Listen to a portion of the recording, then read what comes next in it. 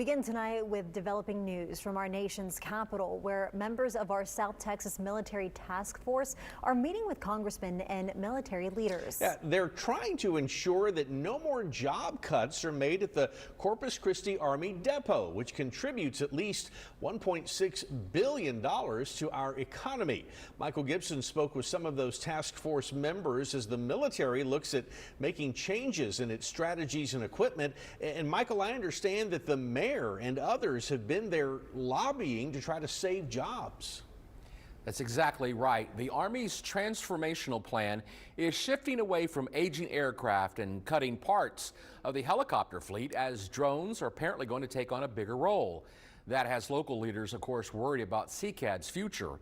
15 years ago, nearly 6,000 people worked there. Today, that number is just 2,500.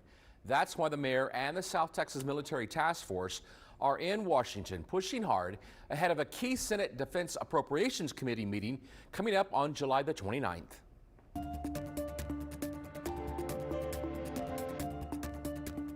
The Corpus Christi Army Depot is the world's largest rotary wing aircraft repair facility and a critical piece of our economy. Since 2011, civilian jobs at CCAD have been severely slashed, now down to just over 2,000 jobs, and more cuts could be on the way. What's going on with that? Is there a real possibility that we could lose jobs, and why? Michael, right now, there's approximately 2,500 employees at the depot currently. And as the Army looks at transforming into what it's going to do to support the warfighters in the future, they're still not solidified what that looks like.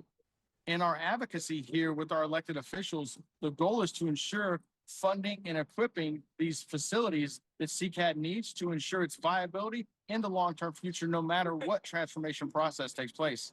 This week, members of our South Texas Military Task Force, including city and business leaders, are in Washington meeting with military and congressional officials. Our delegation is very supportive, and they're very in tune with what is happening and what could happen. They recognize it. Like I said, we've met with Senator Cornyn yesterday. We'll meet with Senator Cruz today. The push includes support for a bipartisan bill, the Depot Investment Reform Act, that would make sure that future funding better matches actual workload. As we said, the Army is still in the transformation process, so there could be a fork in the road where it goes to a different direction and additional workloads brought to the depot. None of this is solidified in stone yet.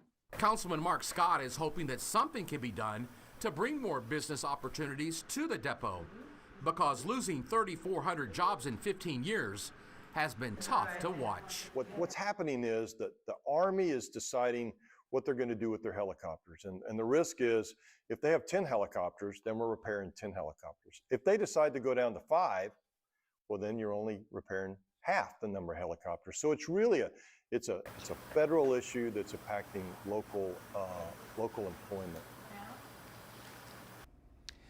Now, Mayor Guardo told me the task force is pushing to restore funding for the multi-phase flexible manufacturing facility.